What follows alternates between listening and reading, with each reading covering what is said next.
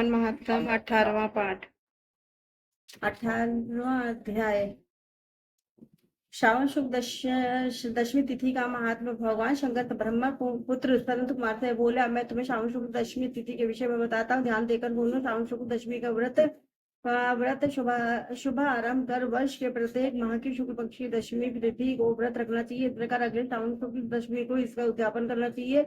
राज्य की उन्नति के लिए, कृषक को खेती के उन्नति के लिए, वैश्य को व्यापार की उन्नति के लिए, स्त्री को पुत्र प्राप्ति के हेतु तथा अन्य प्राणियों को धर्म अर्थ तथा अपने व्यवसाय की उन्नति हेतु इस व्रत को करना चाहिए। इस व्रत को आषाढ़ व्रत कहा गया है।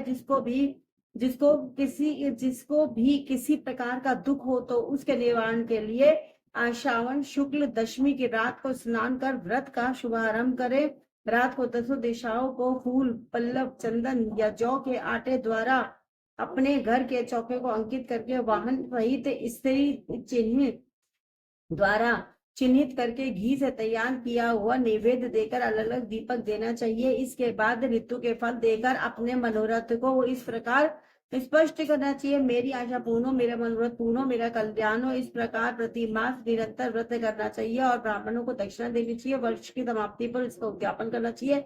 सोने चांदी की 10 दिशा रूप देवताओं की प्रतिमा बनवाकर अपने सगे संबंधियों के साथ स्नान आदि करके अपने घर के आंगन में भक्ति भाव से दिशाओं का क्रमशः आवाहन, स्थापन तथा पूजा करनी चाहिए। 10 दिशाओं के मंत्र इस प्रकार हैं। इंद्र दिशा, इस दिशा 10 दिशा रूप देवता, सुर तथा असुर नमस्कृत। इस संसार का स्वामी इंद्र अपने पास निवास करता है। आपको नमस्कार करता हूँ। हे आग्नेय देवता के रहने से आप आग्नेय कही जाती है। आप तेज रूपी पराशक्ति हैं, अतः हे आग्नेय आप मेरे लिए वरदायिनी हो।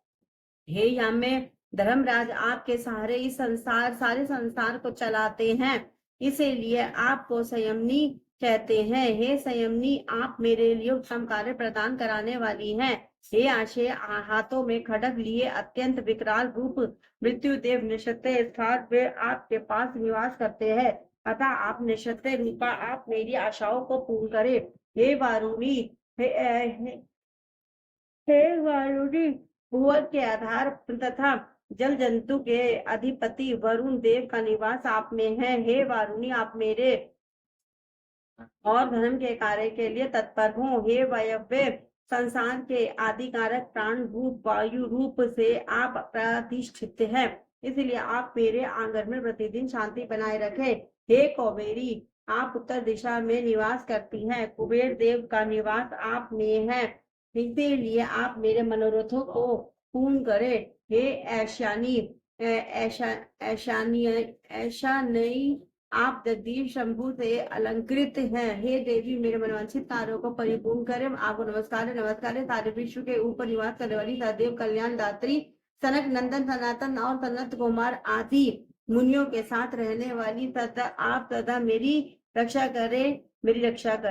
सब नक्षत्र ग्रह, तारागण, नक्षत्र माता, भूत प्रेत, विनायक तथा भक्ति युक्त मन से जिन देवी देवताओं का मैंने पूजन किया है, वह सब मुझे अभीष्ट सिद्धियों देने वाले हों। सर्प तथा नेवले से नीचे के लोक में आप सेवित है, अतः आप मेरे ऊपर नाग तथा नागकन्याओं के साथ प्रसन्न हो। उपरोक्त मंत्रों को बोलकर पुष्प धूप आदि द्वारा अर्चन करके अलंकार, वस्त्र और फल निवेदन करने चाहिए। रात को जागरण करना चाहिए। प्रातःकाल दोबारा प्रतिमा की पूजा करके उसे ब्राह्मणों को दे देना चाहिए। इस विधान द्वारा अर्चन तथा समापन कर प्रणाम करना चाहिए।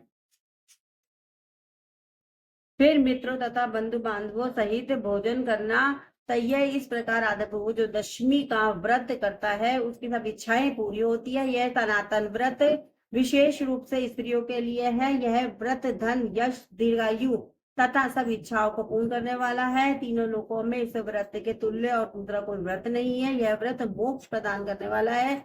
इस व्रत के तुल्य ना कोई व्रत आज तक हुआ है और ना आगे होगा। 18वां अध्याय पूरा हुआ। हर हर महादेव। हरे कृष्ण कृष्ण कृष्ण हरे महादेव। ओंकारेश्वर महादेव की जय। नमः पार्वती पते। हर हर महादेव।